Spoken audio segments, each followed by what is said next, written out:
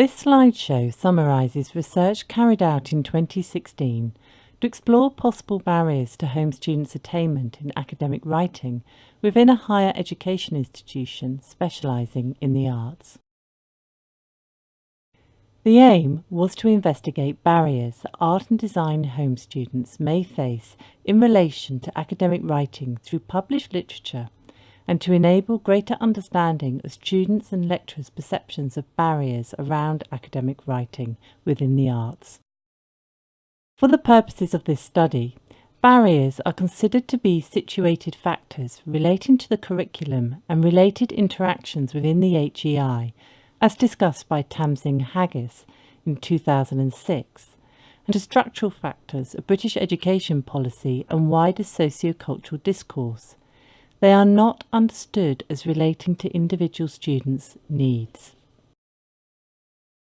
Therefore, the report situates the research within socio-cultural discourses relating to language, UK education policy, perceptions and approaches to academic writing within English-speaking higher education environments, and interactions students experience in relation to their studies. The primary research was gathered through interviews with 5 students comprising 3 undergraduates in their second and third years and 2 postgraduates. For these students, assignments requiring writing formed between approximately 20% and 100% of their entire assessments. Questionnaire responses were also gathered from 5 academic support lecturers. The data of the interviews and questionnaires was examined with thematic analysis. Therefore, the students' accounts are treated as narratives of their learning journeys within the institution to attain a qualification, while the lecturers' responses offer 5 contextualised perspectives on students' interactions with academic writing during their learning journeys. Considerable published research demonstrates that the construct of academic writing is influenced by complex factors. Firstly, as an artefact of language, academic writing exists on a normative spectrum inscribed with relations of symbolic power between those representing the higher education sector and those entering it. Secondly, while writing is important to enable learning and engagement with concepts and communication, the positioning of writing within socio-cultural discourse and as a performance for assessment can obscure its dialogic and communicative value. This can lead it to become a measure of students and a source of negative stress for them.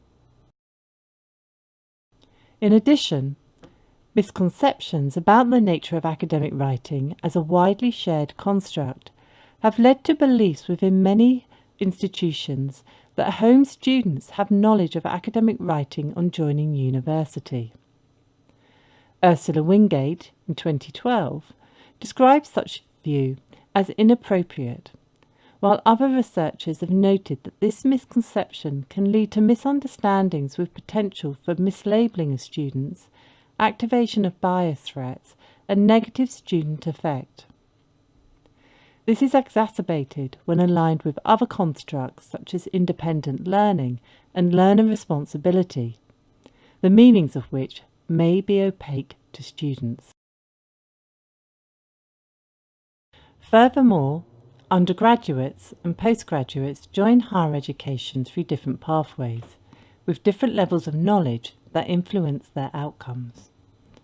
For example, in separate research, Shields and Mazzardo and Smith found that in the UK, differing educational routes leading to higher education are associated with different attainment levels. Some universities have recognised that students' prior knowledge of writing and epistemology are qualitatively different from the forms required in higher education, and they have been taking proactive steps to make the epistemology and activities of academic writing explicitly visible to all students. The students' narratives of their learning journeys were organised into perceptions of empowerment, disempowerment, and interactions with challenges. Students appeared empowered by relevant prior knowledge, their own agency, their perceptions of the relevance of academic writing to their creative practice, and the institution's academic and dyslexia support services. However, they reported limited teaching of academic writing within the institution, lack of clarity of written information, and feedback. 2 students also noted the challenges of their dyslexia. For example, interviewee 1 noted the lack of explanation about what academic writing is and how to carry it out. Similarly, interviewee 4 said they were told what to write but not how to write from their earliest assignment through to their dissertation. Furthermore, interviewee 4 identified they had had difficulties in understanding the unit handbooks and that their email questions had become a running joke for their tutors, involving other students. In relation to feedback, interviewee 1 felt their assignment feedback told them only what was wrong and they had not been able to gain more information from their tutor. Interviewee 4 noted it was very vague and simplistic and unhelpful to improve their work. Interviewee 3 appreciated the feedback was brief, yet they found it could be inconsistent with lectures and unclear. Interviewees 3 and 4 disclosed as having dyslexia. Interviewee 3, who wrote professionally, reported the longer form of writing was an interesting struggle and that they became physically quite angry when reading. Interviewee 4 said the DSA-funded dyslexia support had resolved their previous worries about how to write texts. Learner effect was also evident in the interviews, influencing students' perceptions when encountering challenges such as reading, an essential related activity to writing. For example, interviewee 5 drew on their familiar practice of reading for development from when they had learned English as a second language during secondary school, while interviewee 1 demonstrated strategic engagement for attainment. Interviewee 4, who was in receipt of dyslexia support, persevered with reading for information, while interviewee 3, who was not receiving dyslexia support, rejected the texts they were required to read. The lecturers' responses formed 5 professional perspectives on academic writing and the students' journeys.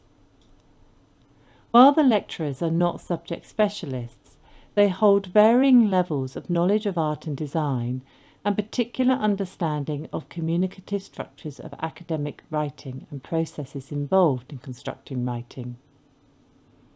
They also provide one-to-one support to students who elect to visit academic support.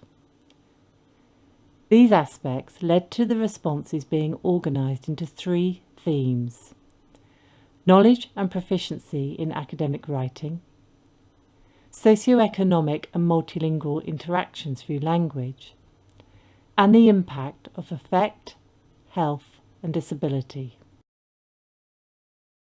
Writing emerged as a form that is developed from diverse knowledge and practices that might simultaneously be shared and created through the epistemology of individual disciplines.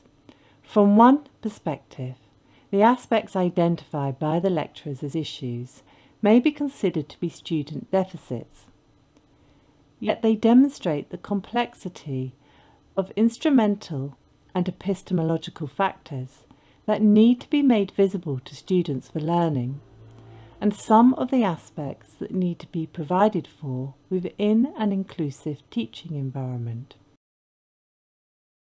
However, The approach to teaching academic writing varies across courses and in a manner that is not always visible to academic support lecturers.